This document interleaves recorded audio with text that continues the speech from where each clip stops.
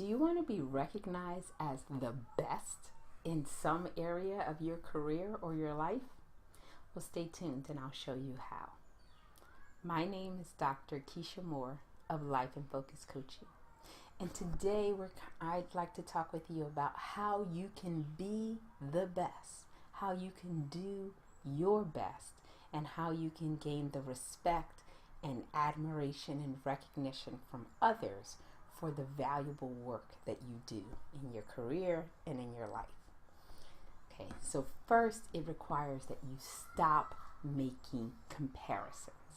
In order for you to do your best and be the best, you must be operating in the area that you're uniquely gifted to be in. So you're operating, being the best, you're actually deciding to courageously and authentically share who you are with others. And so when you're doing that kind of work, where you're actually revealing yourself and operating in your unique areas of gifting and sharing that with the world, you are going to be the best, because you'll always be the best version of you.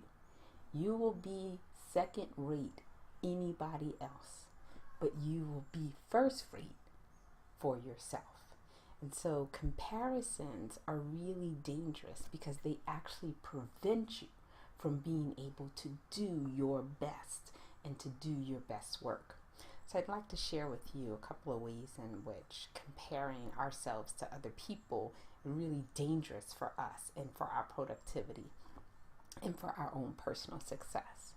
So the first way is when we compare ourselves to people who we think of as higher than us, as having achieved more than us. When we do that, we actually create feelings of jealousy, feelings of unworthiness, feelings of self-doubt and anxiety. And it happens because we start to see what they're doing and the success that they've achieved as being about who they are, and we can't be them. And so we feel like, well, why bother trying? I can never have this level of success or do these things that they do because they do it so well. That is not true. You can't be them, but that doesn't mean that you can't be extremely successful at being you. So let me give you an example. I love Tony Robbins. I think he's an amazing speaker and coach and writer. I enjoy reading his books. I enjoy watching him on television. Every time I can get my hands on anything that he's produced, I find it to be very motivational. And I think he does a wonderful job of helping people all around the world harness their personal power and walk in it and move in a way that actually improves their life and improves our world. So I applaud him, I admire him, but I am not Tony Robbins. I can't be Tony Robbins. If I pretended to be Tony Robbins, I would always be second rate. But I can be Kesha Moore, and I do have a unique ability to speak to people and inspire them and help them to tap into their personal power and help them to build the life of their dreams. That is different from the way that Tony Robbins does it. So I don't have to be Tony Robbins to be successful. The key to my success is figuring out how to be Kesha Moore and how to show up and be her every day in a way that is authentic, in a way that I'm courageously sharing myself, in a way that I'm becoming more and more of who I am and developing my gifts more and more each day so that I have more to share with others. That's not just true for me, but it's true for you too.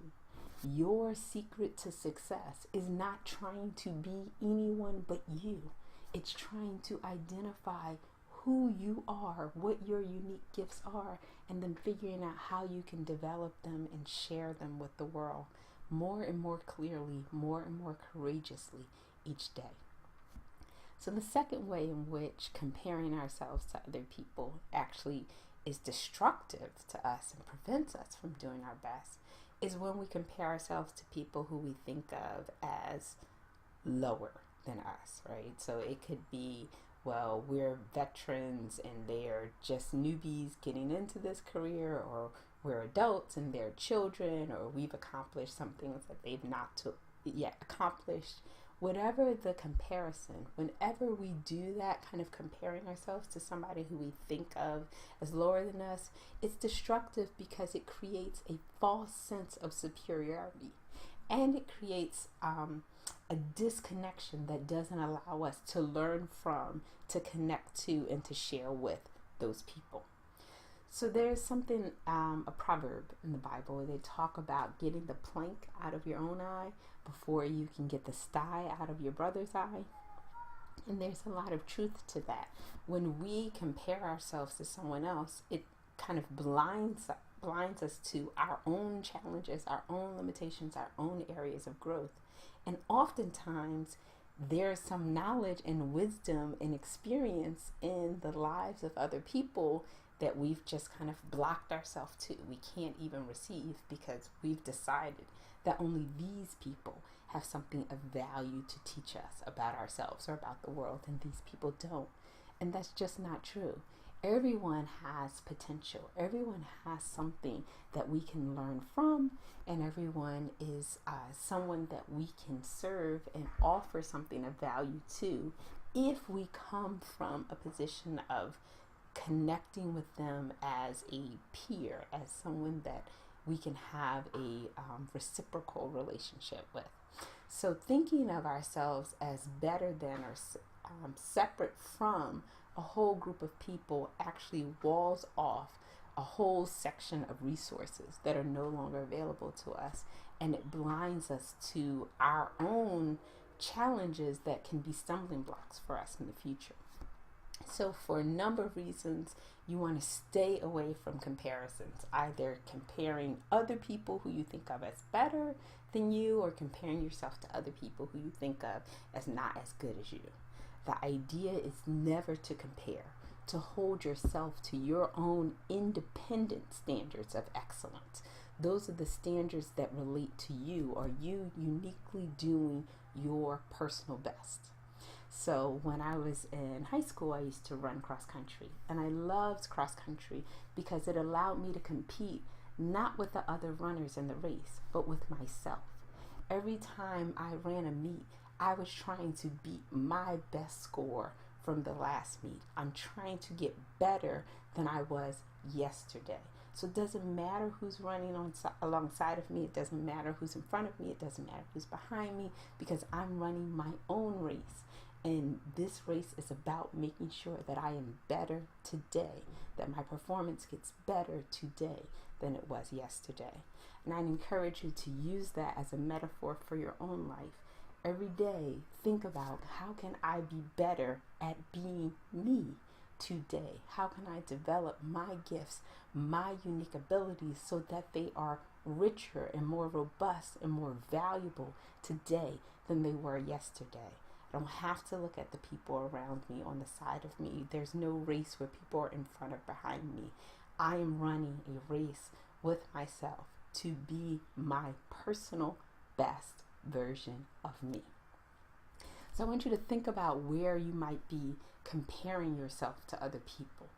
And the next time that thought comes up in your head and you're tempted to compare yourself, I want you to pause and ask yourself, how can I move from thinking competitively and comparing myself to someone else to thinking collaboratively, right? How can I think about, how can I actually use my unique gifts and talents to complement this other person, not compete with them? We're not competing, but I have some things that are uniquely me, and they might be of complement, of resource, of value added to this person or to this situation. So the next time you're tempted to think comparatively, try to transition and ask yourself, how can I think collaboratively? So if you'd like additional resources on how you can identify your unique gifts and how you can bring those gifts to every situation and use them in a way that enhances your life and the lives of others in this world, I encourage you to watch the video that I've already shown a couple of weeks ago around discovering your gifts. I also encourage you to access the resources on my website and my blog, which is Living From Your Bliss. You can access that at www.yourlifeinfocuscoach.com.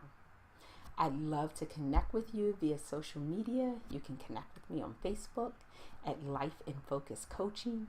You can also connect with me on Twitter at Coach Kesha. Please do ask any questions that you have or make any comments that you have in the comment box below this video. I'd love to hear from you. If you have suggestions for new topics that you want to make sure I cover, please post those as well, and I'll definitely make sure that I add those to our queue. And subscribe to this channel. You don't want to miss any of the valuable resources that I'll be sharing with you in the weeks to come. Again, my name is Dr. Kesha Moore of Life in Focus Coaching, and I am wishing you a life full of meaning, purpose, and joy. Have a great day.